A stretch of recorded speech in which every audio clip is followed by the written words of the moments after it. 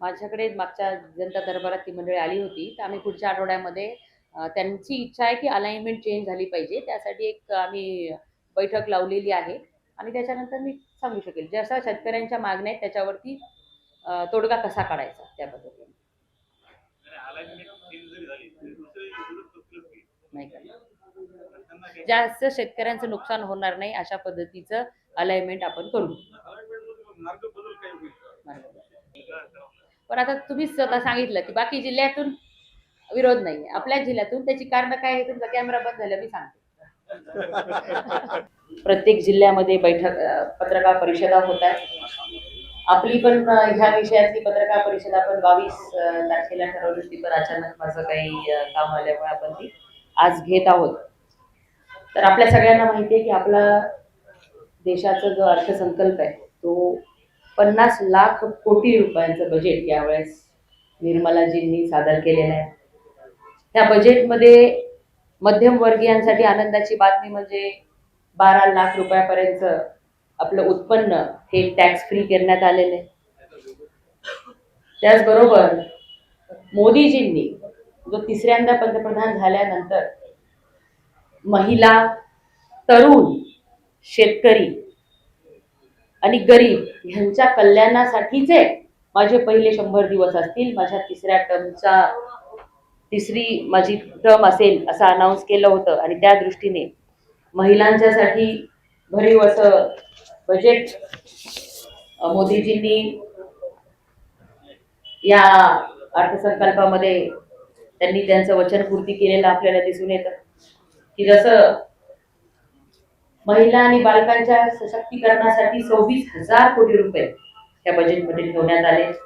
SC ST महिलांच्यासाठी प्रोत्साहन म्हणून 5 लाख रुपयाच्या कर्ज बचत गटांना किंवा महिला SC STच्या महिलांना उद्योग टाकण्यासाठी दिल्या जाणार आहे.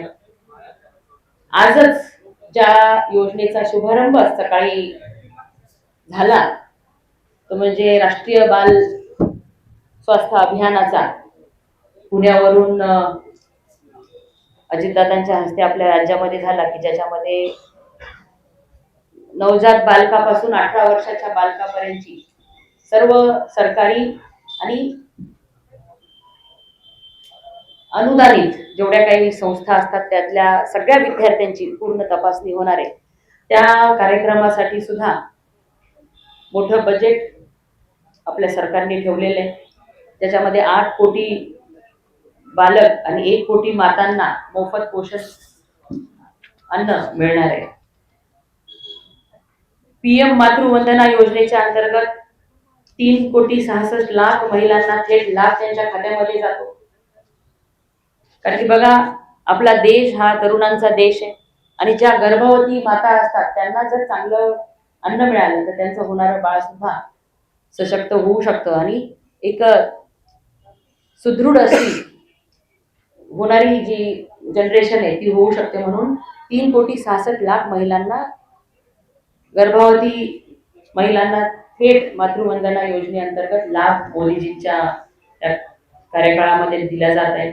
उज्ज्वला योजना सारख्या लखपती दिदी की ज्या आपण मागच्या वेळेस 3 कोटी लखपती दिदी झाल्या, आता त्या 10 कोटी लखपती दिदींचं उद्दिष्ट मोदीजींनी ठेवलेले आहे. मला आनंद होता सांगायला आपल्यापैकी पण बऱ्याच जणांनी त्याची बातमी केली असणार की आपल्या लखपती दिदी म्हणजे फक्त गाव पातळीवरती आपल्या पापड उद्योग आणि लोणचे उद्योग करणाऱ्या पुरत्या न राहता आपल्याच जिल्ह्यातल्या आपल्या बिरखेलची एक लखपती दिदी ड्रोन दिदी झालेली आहे की जी ड्रोन पायलट स्वतः झालेली. तिचं प्रशिक्षण सुद्धा गुजरातला मिळालेलं आहे आणि मोदीजींच्या हातून तिला ड्रोन मिळालेले आहे.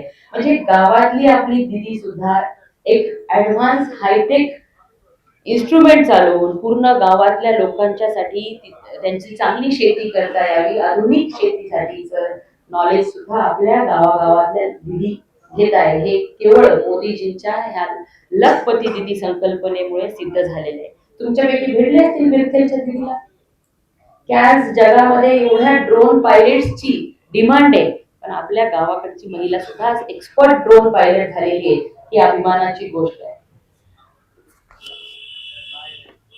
परत नारी शक्ती वंदन जे 2027 ला आरक्षण येणार आहे 33%. महिलांना लोकसभेमध्ये, विधानसभेमध्ये नेतृत्व करण्याची संधी मोदीजी देणार आहे. आणि मग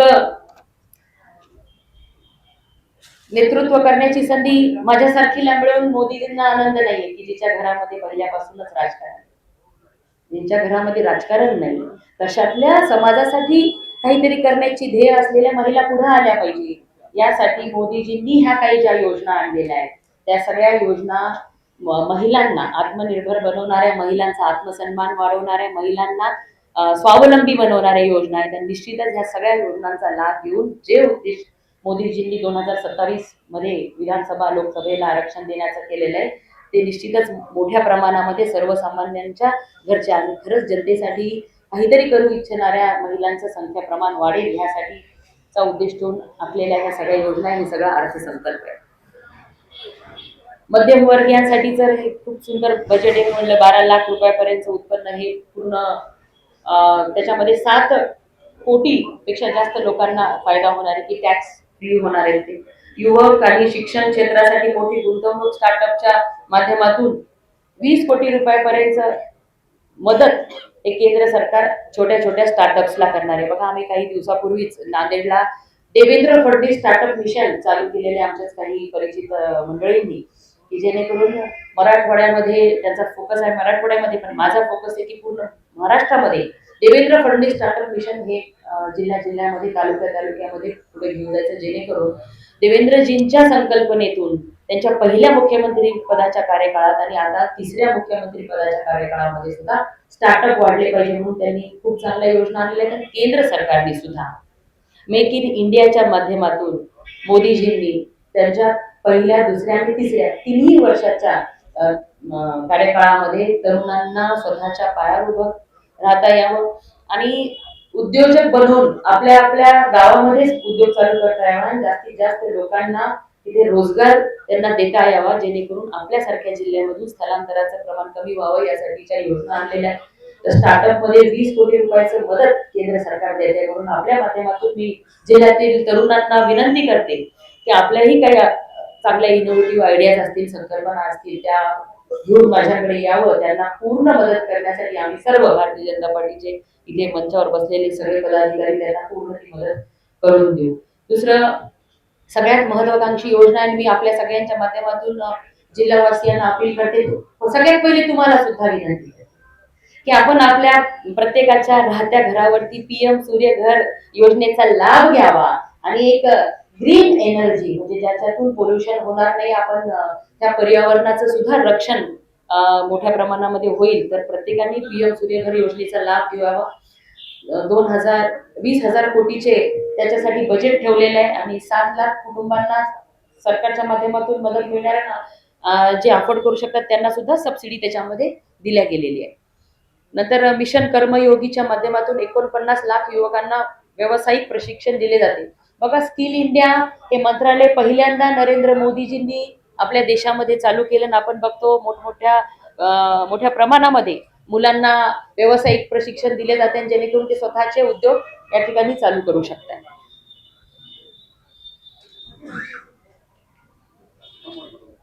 परत अटल टिंकरिंग लॅब्स 50,000 प्रयोगशाळा स्थापन केल्या जाणार आहेत ह्या तिसऱ्या टर्म मध्ये. आपल्याकडे IIT आतापर्यंत 16 होत्या, त्यावरून त्या 23 झालेल्या आहेत. एम्स ते सुद्धा 7 वरून 20 झालेले आहेत. IIMs Indian institute of management 13 वरून 21 झालेले आहेत. नवीन मेडिकल विद्यार्थ्यांच्यासाठी 10,000 जागांची वाढ ह्या अर्थसंकल्पात घोषित करण्यात आलेली आहे. नंतर 20 कोटी लोक हे दारिद्र्य रेषेमधून बाहेर काढण्यात आलेले आहेत. ही उपलब्धी मोदीजींच्या 2 टर्मच्या 10 वर्षाच्या कार्यकाळाची आपल्याला म्हणता येईल. आणि ह्या पंचवार्षिक योजनेमध्ये सुद्धा गरिबी रेषेखालील लोकांना पुढे करण्यासाठी ह्या सगळ्या योजना आणलेल्या आहेत. परत पंतप्रधान आवास योजनेतून 3,45,00,000 कुटुंबियांना पक्के घरे देणार आहेत. कारण सगळ्यात पहिले मोदीजींनी ठरवलं की ह्या देशातल्या प्रत्येकाला मी पक्क घर देणार. पंतप्रधान आवास योजनेचा पहिला टप्पा आला तेवढ्यावरच न थांबता मोदीजींनी मोदी आवास योजना आणली, आता पंतप्रधान आवास योजनेचा दुसरा टप्पा आला. आणि आपल्या जिल्ह्याच्याच बाबतीमध्ये बोलायचं झालं तर आपल्या जिल्ह्यामध्ये त्या पंतप्रधान मोदीजींच्या 3 योजनांच्या आणि आदरणीय मुख्यमंत्री देवेंद्र फडणवीस साहेबांच्या इतरांसाठी सुद्धा घरकुल ह्या योजनेच्या अंतर्गत 1,28,000च्या वरती कुटुंबियांना परभणी जिल्ह्यातल्या त्या घरकुल योजनेचा लाभ मिळालेला आहे. आज आपल्या जिल्ह्यामध्ये बघितलं तर 4-4.5 लाख घरकुल आहेत किंवा कुटुंब आहेत. त्यापैकी 1,28,000च्या वरती लोकांना घरकुल केवळ केंद्र आणि राज्य सरकारमुळे उपलब्ध झालेले ते यश भारतीय जनता पार्टीचं केंद्रातल्या आणि राज्यातल्या सरकारमुळे आहे असं आम्हाला म्हणायचं. त्याचबरोबर खेलो इंडियाच्या माध्यमातून सुद्धा 23,000 युवकांना आंतरराष्ट्रीय दर्जाचं ट्रेनिंग दिल्या जात आहे. आपण बघतो एशियन गेम्स मध्ये सुद्धा आपला 100चा आकडा मेडल्स मध्ये पार झालेला आहे. डिजिटल इंडियाचा वापर करत आज छोट्या छोट्या गावांमधून सुद्धा स्कॅन कोड करून डिजिटल इंडियाचा वापर केलेला आपण बघतोय. असे सगळे मग शेतकरी असतील, दारिद्र्य रेषेखालील लोकांना वरती काढण्यासाठीचा असेल, महिलांच्या साठीचा असेल, स्वच्छ भारत मिशनच्या अंतर्गत 12 कोटी लोकांना शौचालय देण्यात आले. जल जीवन मिशनचा सुद्धा आज आपल्या जिल्ह्यामध्ये सुद्धा जल जीवन मिशन अंतर्गत जी काही कामं चालू आहेत, अनेक कामं अजूनही पूर्णत्वाकडे गेलेली नाही. त्यासाठी सुद्धा त्याचं उद्दिष्ट अजून वाढवलेलं आहे. अजून या योजनेला पुढील 2 वर्षाचा कार्यकाळ देण्यात आलेला आहे. त्यामुळे 67,000 कोटी रुपयाचं बजेट हे जल जीवन मिशनच्या अंतर्गत आहे, जेणेकरून प्रत्येक घर घर नल से जल ही जी फ्लॅगशिप प्रोग्राम मोदीजींचा आहे तो पूर्णत्वाकडे जाणार आहे. त्यामुळे अशा अनेक चांगले योजना की खऱ्या अर्थाने 2047 पर्यंत भारत देशाला सर्वांगीण विकासाचा भक्कम जे पाया ह्या बजेटच्या माध्यमातून उभारला जातोय. आणि नुसत्या घोषणाच नाहीत, आपण बघतोय मागच्या आता ही 3री टर्म आहे की मागच्या 2 टर्म मध्ये सुद्धा मोदीजींनी ज्या ज्या घोषणा केल्या त्या घोषणा पूर्णत्वाकडे जाताना आपण पाहत आहोत. आणि तशाच पद्धतीने आपल्या प्रत्येक नागरिकाने सुद्धा मोदीजींचे काही नागरिकांच्यासाठी सुद्धा अपील असतात, जे की आपल्या सगळ्यांना तुम्हाला सगळ्यांनाच लागू होतात. की स्वच्छ भारत मिशन म्हणजे काय, मोदी पंतप्रधानांनी रोज हातात झाडू घेतला तरच आपण घेणार का? पण प्रत्येकाने हे सुद्धा अंगीकारलं पाहिजे, हम फिट तो इंडिया फिट. कारण बघा ओबेसिटी सुद्धा जर आपल्याला वैयक्तिक झाली ना, आपण म्हणू आम्ही करोडपती, आम्हाला काही सरकारच्या कुठल्या योजनेचा लाभ नाही, तरी सुद्धा इनडायरेक्टली सरकारवरती कुठे ना कुठेतरी ह्या गोष्टीचं बर्डन पडत असतं. म्हणून फिटनेसच्या साठी सुद्धा आपण सगळ्यांनी पुढाकार घेतला पाहिजे, स्वच्छतेसाठी पुढाकार घेतला पाहिजे. ही जी सूर्यघर योजना आणली ती सुद्धा आपण समाजाचे, आता तुम्ही सगळे प्रतिबिंब आहात, तुम्ही सुद्धा तुमच्या संबंधामध्ये येणाऱ्या प्रत्येकाला अपील केलं पाहिजे की ह्या सगळ्या गोष्टी आपण अंगीकारल्या पाहिजे, वापरल्या पाहिजे. याच्यासाठी सुद्धा आपल्या सगळ्यांना अपील करते. आणि आज ह्या पत्रकार परिषदेला आपण सगळेजण उपस्थित झालेला आहात.